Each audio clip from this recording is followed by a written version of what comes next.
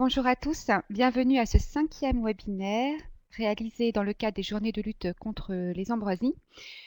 Ces webinaires sont organisés par l'Observatoire des ambroisies et en partenariat avec le CNFPT. Donc ce 5e webinaire sera consacré à la présentation du rôle des référents ambroisie et il sera présenté par Marie-Lou Mottet de l'Observatoire des ambroisies. Moi-même, je suis Elisabeth Offray, responsable du pôle de compétences paysages et biodiversité au CNFPT. Et Quentin Maîtré, également de l'Observatoire des ambroisies, interviendra également en fin du webinaire pour poser vos questions à Marie-Lou. Donc, quelques mots sur l'organisation du webinaire. Il va durer environ 30 minutes, dont une quinzaine, vingtaine de minutes de présentation par Marie-Lou et une quinzaine de minutes qui seront consacrées à la réponse à vos questions. Donc vous pouvez poser vos questions dans le petit chat en bas à droite de l'écran, dans le module conversation, et on reprendra vos questions donc à la suite de la présentation de Marie-Lou. Donc voilà, Marie-Lou, je te laisse la parole. Merci Elisabeth. Donc je vais vous parler aujourd'hui du rôle des référents ambroisie. Pour ceux qui ont déjà participé aux 4 premiers webinaires, je suis désolée, ça va faire un peu répétition, mais je me présente tout de même en début de ce webinaire. Donc je suis Marie-Lou Mottet, la coordinatrice de l'Observatoire des ambroisies, qui est une mission qui est pilotée par Fredon France, donc le premier réseau d'experts au service de la santé du végétal, des environnements et des hommes. Qui a 3 champs d'activité principaux: la santé du végétal, la santé de l'environnement, la santé des hommes. Et c'est dans ce cadre qu'il pilote l'Observatoire des ambroisies, qui est un centre national de ressources en matière d'ambroisie, qui avait été mis en place en 2011 par différents ministères: santé, environnement, agriculture, transport. Voilà pour cette petite introduction et je passe directement sur le rôle des référents. Alors, pourquoi en fait des référents ambroisie dans les collectivités? Donc les collectivités territoriales, les communes, les EPCI et cetera font appliquer les arrêtés préfectoraux ambroisie sur leur commune. Donc dans chaque département, on a un arrêté préfectoral qui est pris par, donc le préfet au niveau départemental et qui, décrit les mesures à mettre en place en matière d'ambroisie. Donc, pour avoir plus d'infos sur, cette organisation, je vous invite à suivre le webinaire de la semaine prochaine qui aura lieu sur la réglementation présentée par, justement, un agent du ministère de la Santé. Donc ces collectivités, elles gèrent le risque ambroisie, bien sûr, sur les terrains dont elles ont la charge comme tout, gestionnaire, propriétaire de terrain. Et ces collectivités également peuvent désigner un ou plusieurs référents territoriaux. Alors ces personnes ont un statut qui peut être différent. Généralement, il y a souvent un binôme élu-agent technique, mais ça peut être également un responsable de service, ça peut être aussi un bénévole, qui est désigné par, sa collectivité. Et pourquoi, en fait, la désignation de ces référents ambroisie? En fait, ce sont des personnes qui, sur leur, commune, ont la meilleure connaissance au niveau local de à qui appartient, cette route. Est-ce que c'est, départemental? Est-ce que c'est communal? À qui appartient cette parcelle agricole? Est-ce que c'est à monsieur ou madame, Tartempion? Voilà, donc ce sont les personnes qui ont une excellente connaissance de leur territoire et des acteurs qui sont présents sur ce territoire.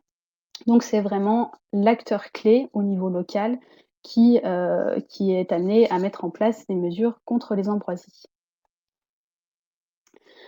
Donc quel est leur rôle? Leur rôle est défini, réglementairement. Donc les missions sont de façon annuelle de repérer la présence, de la plante ou des populations, des patchs d'ambroisie, de participer à la surveillance. Donc ça, il y a un outil qui a été mis en place qui s'appelle Signalement ambroisie. On aura également un webinaire, dédié à cet outil qui permet de réaliser cette surveillance. Il a également un rôle d'informer les personnes qui sont concernées pour mettre, en œuvre les mesures pour, éliminer l'ambroisie et puis, il veille et participe à la mise en œuvre de ces mesures. Il fait bien attention que, ces recommandations soient prises en compte. Dans le détail, comment ça se passe? Je suis désolée, il y a un petit peu des flèches partout sur ce schéma, mais je vais vous l'expliquer un peu mieux que ça. Alors en fait sur, le référent ambroisie va recevoir un signalement d'ambroisie, sur sa commune, donc soit, via l'application Signalement ambroisie, soit, un signalement d'y arriver directement en mairie et puis, il va aller voir sur place si c'est effectivement de l'ambroisie ou s'il n'y a pas erreur sur, ce signalement. Donc si, la présence d'ambroisie n'est pas confirmée, c'était une erreur, il va indiquer dans la plateforme de signalement que c'est un signalement erroné. Si par contre effectivement c'est de l'ambroisie, il va indiquer sur la plateforme de signalement que, c'est bien de l'ambroisie et que c'est un signalement qui est donc validé et non détruit encore pour le moment. Ensuite, ce qu'il va faire le référent, c'est qu'il recherche les personnes qui sont responsables des terrains et il va prendre contact, pour les informer de la présence, d'ambroisie et puis des modalités du coup à suivre pour pouvoir, gérer cette population. Éventuellement, il peut rappeler les obligations de l'ayant droit et puis, il peut aussi, s'aider de son maire pour envoyer un courrier de signalement. Suite à cela, si la destruction des plantes d'ambroisie est constatée, il va passer le signalement sur la plateforme de signalement de non détruit à détruit. Voilà et puis il va prévoir un suivi de la zone jusqu'à fin septembre pour être sûr qu'il n'y a pas de repousse de la plante. Si, par contre, la destruction des plantes n'a pas lieu, il va prévoir une relance, peut-être en lien avec le maire et donc si, à ce moment-là, il y a une destruction des plantes, pas de problème, on retourne dans le petit schéma, donc le passage de validé non détruit à validé détruit. Par contre, en absence de réaction, il va pouvoir informer la situation aux autorités exécutives de sa collectivité territoriale et au coordinateur ambroisie. Donc pareil, s'il y a une réaction à la destruction des plantes, pas de souci et en absence de réaction, là, il va y avoir une information de la situation aux agents qui sont, mentionnés dans l'article L, 1338-4 du code de la santé publique. Donc voilà, dans les faits, ce qui peut se passer, au niveau des signalements ambroisie et donc le rôle plus en détail de ces référents. Hem à noter que, dans certaines, régions, voire départements, il y a des référents territoriaux, qui ont juste un rôle de surveillance, qui ont pas ce rôle de gestion, du signalement derrière, qu'on appelle des sentinelles. Donc là, vraiment, c'est vraiment, heu, surveillance du territoire et information donc au coordinateur ambroisie de la présence de ces plantes. Dans un vade-mecum que je vais présenter un petit peu plus tard, on a, vous voyez, c'est la carte de gauche de France, on a plusieurs couleurs qui correspondent à des zones 1, 2, 3, zone infestée, zone 2 en fond de colonisation et zone 3 pas ou peu infestée. Donc comment est-ce qu'on a défini ces zones? C'est en fonction du nombre de communes dans lequel il y a eu au moins un signalement d'ambroisie. Donc le bleu le plus foncé, ce sont les communes qui ont les départements qui ont plus de 50 communes avec au moins un signalement d'ambroisie.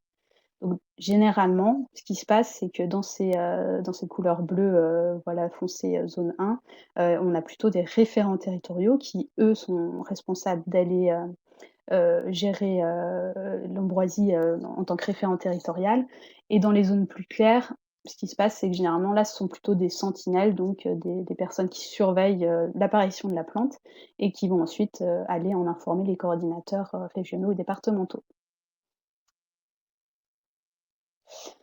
Alors comment est-ce que, on devient référent territorial?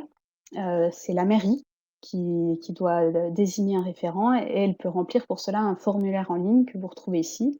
Je pense d'ailleurs qu'il est cliquable depuis votre écran. Vous pouvez cliquer sur le diaporama et tomber dessus et donc dès validation, par l'équipe de la plateforme, le mairie et le référent recevront un mail de confirmation, un login et un mot de passe. Et donc le référent, il désignera aura alors accès à tous les signalements de son territoire de référence et puis, donc il recevra automatiquement, les nouveaux signalements par mail. À noter aussi donc les référents vigies, ces sentinelles dont je vous parlais tout à l'heure, ils sont inscrits sur le même lien. Par contre, ils ont le choix de ne pas avoir accès à cette plateforme de signalement ambroisie. Donc si, ils ne veulent pas avoir accès à cette plateforme de signalement ambroisie, ils seront classés en tant que sentinelles. Voilà pour cette désignation.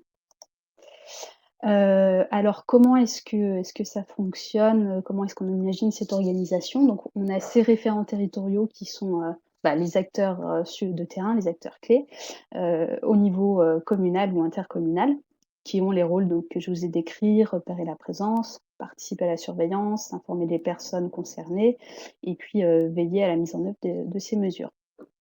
Ensuite, ces référents, bien sûr, ils ont besoin d'être formés, et puis de recevoir de l'info et d'être en lien, avec d'autres personnes, d'autres référents et c'est pour ça qu'ont été mis en place les coordinateurs, donc à l'échelle régionale ou départementale, qui eux vont avoir ce rôle, bah, voilà, de prise en compte de la lutte au niveau global et d'entrer en lien avec ces référents territoriaux, voire les former. D'ailleurs à ce sujet, il y aura un webinaire lundi prochain, présenté par, Aude Mathiot, qui est la coordinatrice de Nouvelle-Aquitaine, qui va nous présenter justement ce rôle et puis, nous donner des exemples de ses missions. Et voilà et au niveau national, donc l'Observatoire des Ambroisies se positionne plutôt en termes de boîte à outils qui, ben, informe, communique, crée, des, guides de gestion par exemple, des affiches de communication et cetera et qui va, être en lien avec toutes ces personnes. Donc toutes ces informations, vous pouvez les retrouver dans ce Vademecum d'aide à l'élaboration de plans local d'action, qui se trouve sur, www.ambroisie.info, qui reprend, en gros, donc cette organisation, très détaillée et qui, donc est une un outil d'aide à la décision et puis à l'élaboration de ces plans locaux d'action Ambroisie au niveau départemental. Je pense d'ailleurs que vous pouvez également cliquer sur, le lien sur votre écran qui est indiqué en gris, sur le côté droit.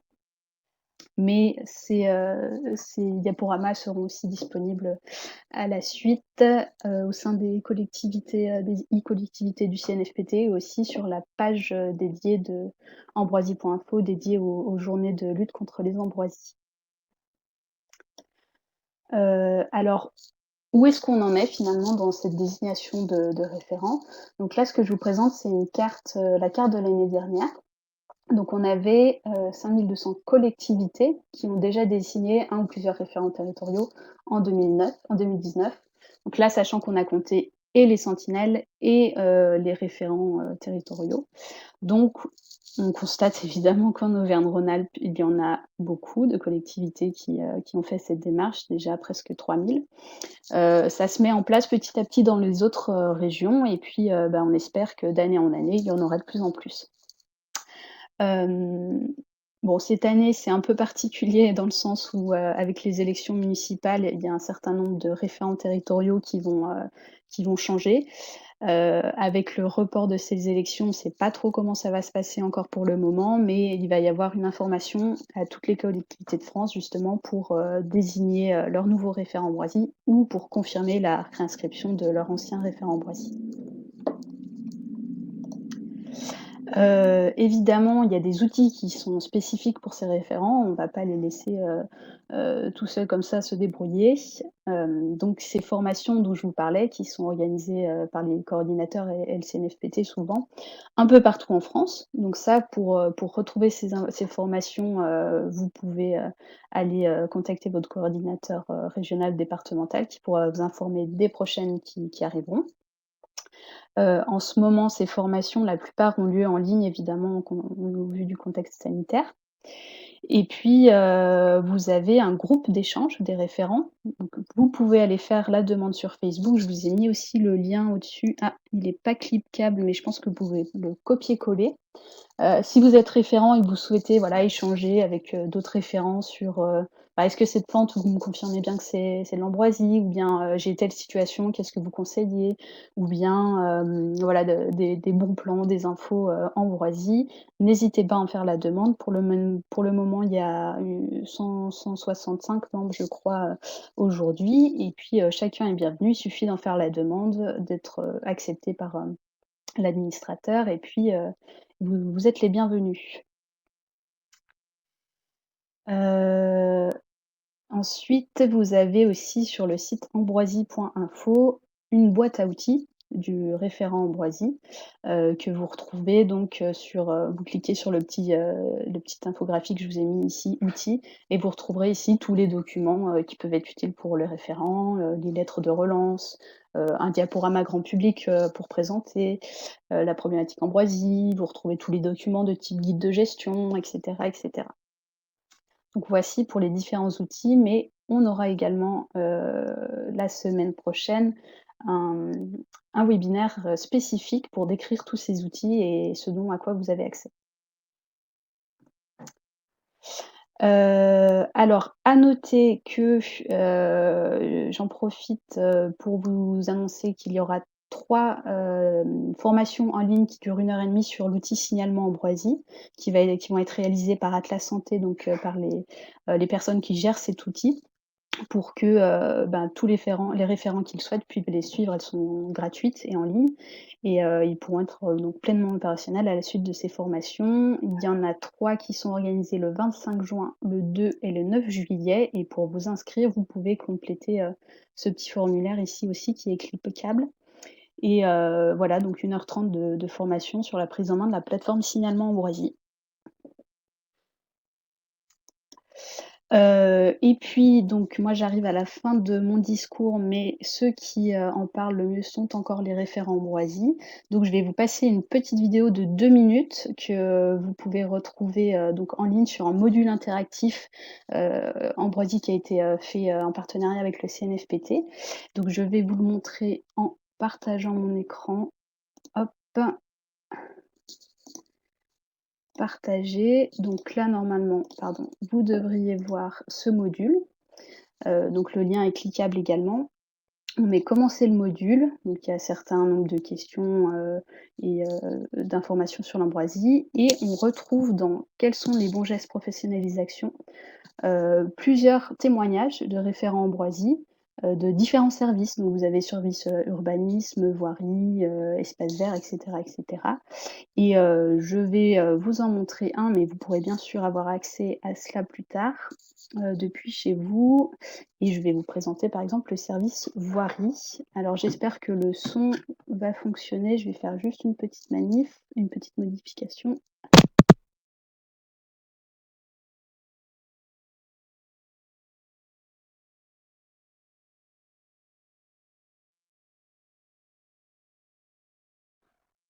Voilà. Hop. Et vous me dites si vous entendez bien. C'est parti.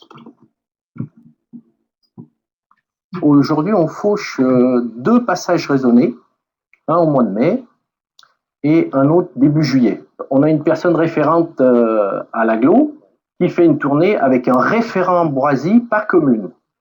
Ils effectuent une tournée sur les communes et ils repèrent les lieux où il y a beaucoup d'ambroisie. Et là, après, une fiche m'est retournée. Et là, on va au mois d'août, début août, enfin, on va faucher spécifiquement ces points qui sont demandés. Mais aujourd'hui, on voit qu'on a moins d'ambroisie, on fait un peu moins d'intervention du fait qu'on fait 2 passages raisonnés. Notre deuxième passage nous permet début juillet d'éliminer maximum d'ambroisie. C'est très important de faucher à 10 cm. On laisse les racines, l'herbe vraiment s'implanter et on ne détruit pas les racines. On cure les fossés en période en début d'année de février à mars, là où c'est vraiment nécessaire pour éviter de favoriser la sortie de l'ambroisie. À l'agglo, il y a d'autres manières de fonctionner aussi. Il y a de l'arrachage manuel qui est effectué avec une entreprise de réinsertion. Il y a aussi une cartographie qui est réalisée par la personne référente de l'agglo. Donc, on peut s'apercevoir, suivant les cartographies qui sont effectuées depuis plusieurs années, qu'il y a une régression de l'ambroisie. Il y a un autre mode, ça s'appelle la végétalisation. Donc, c'est une technique de réensemencement des points bien précis qui sont repérés, où là, on réensemence de l'herbe pour essayer de faire repartir et ne pas laisser la place à l'ambroisie.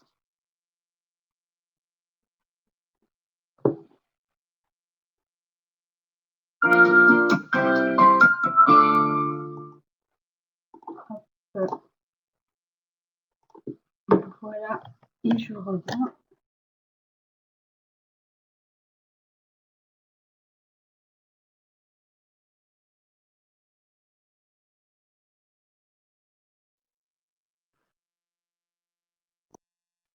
Voilà, m'entendez-vous? Oui, OK, c'est parfait. J'espère que le son était assez bon pour tout le monde. Donc je vais revenir sur mon document, précédent et puis, si vous avez des questions et ben, je serai ravie d'y répondre si je peux. Voilà.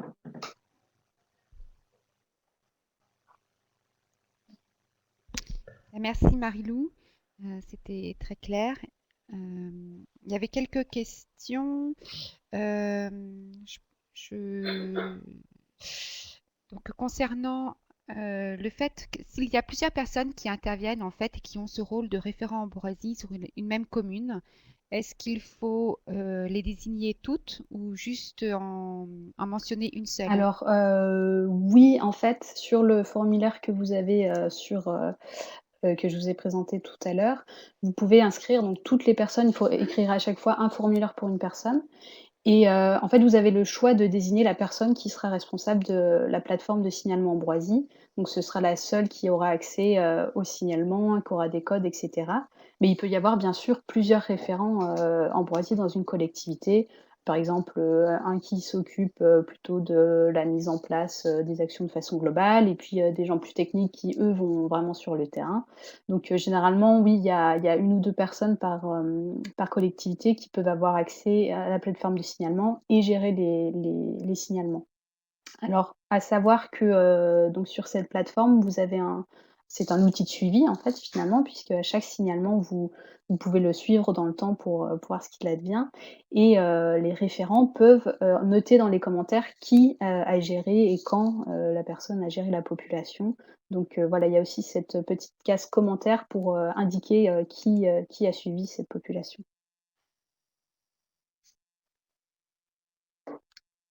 D'accord.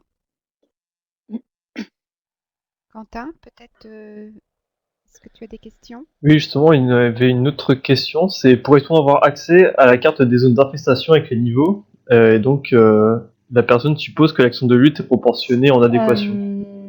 Est-ce qu'on peut avoir accès à Et la pardon? à la carte des zones d'infestation avec les niveaux, donc Donc je voilà. pense que c'est peut-être les niveaux d'infestation de... Enfin, est-ce que c'est fortement infesté, peu infesté? Je pense que c'est ça, en fait, c'est la Oui, qualité OK. d'infestation, Donc ouais, si j'ai bien compris la question. donc la carte de signalement, bien sûr, elle est accessible en ligne sur, donc signalement-ambroisie.fr.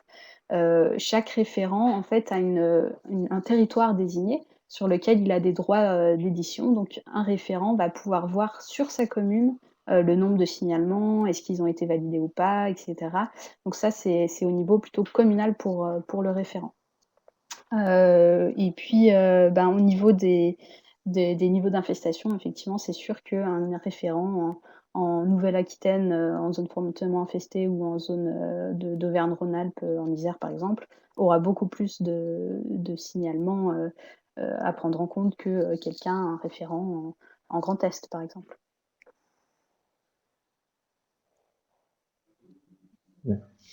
Une autre question, est-ce une obligation pour les communes d'avoir un Alors référent non, ce n'est pas Ambroisie? une obligation puisque dans la réglementation, il est bien spécifié, les collectivités peuvent désigner un référent Ambroisie. Après donc elles sont fortement incitées à le faire, sachant qu'elles peuvent désigner un référent Ambroisie, mais elles doivent gérer l'ambroisie qui sont présentes sur ces terrains dont elles ont la responsabilité, de gestion. Donc finalement, avoir quelqu'un de désigné pour s'occuper entre autres de cet aspect-là aussi, c'est quand même, plutôt pratique.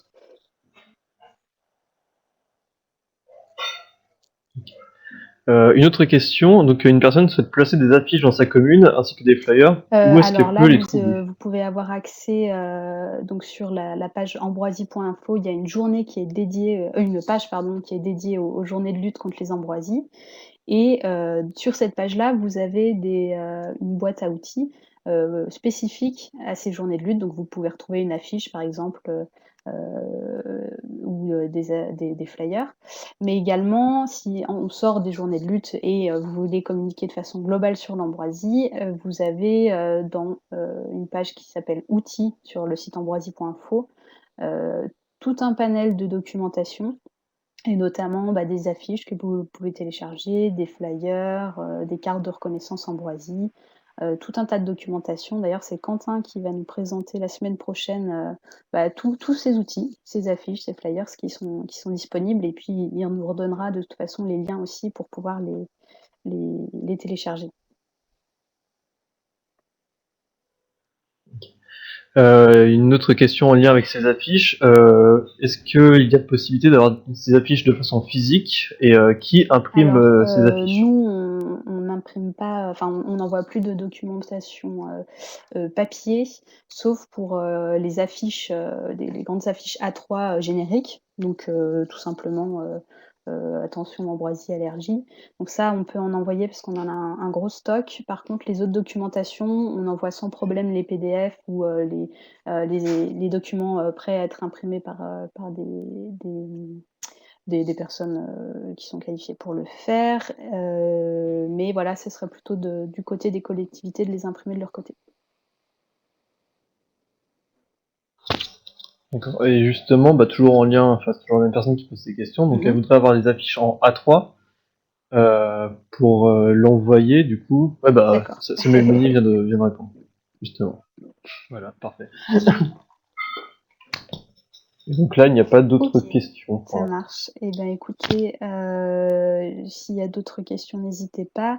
Mais en attendant, je vais juste vous inviter à vous reconnecter avec le même lien à la même heure, lundi prochain, donc pour le webinaire qui sera dédié aux coordinateurs et coordinatrices Ambroisie, une organisation territoriale présentée par Aude Massiot de Fredon Nouvelle-Aquitaine, qui est la coordinatrice Ambroisie de cette région.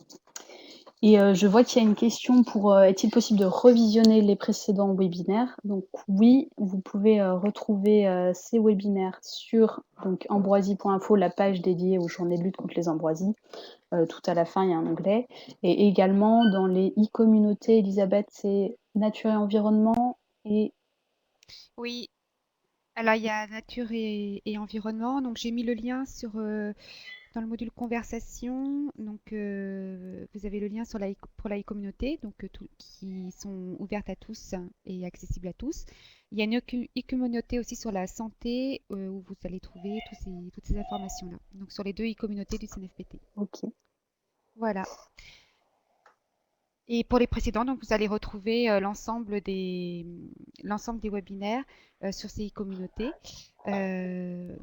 Mais voilà, je pense que s'il n'y a pas d'autres questions, on va pouvoir terminer le webinaire. Je vous remercie tous pour cette présentation, enfin Marilou pour ta présentation et Quentin pour la participation aux questions. Et donc à très bientôt pour un Merci à prochain tous et bon webinaire. week-end. Merci et au revoir. À bientôt.